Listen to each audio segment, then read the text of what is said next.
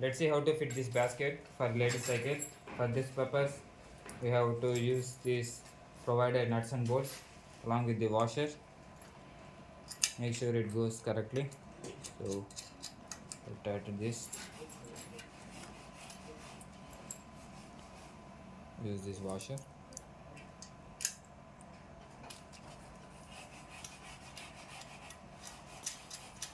First of all, let's fit this in position and then let's tighten it.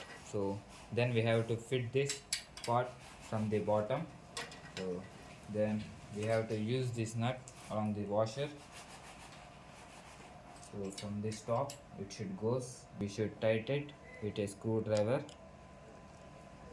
So it goes in the position, and then you can simply just tighten this in position with the frame support included.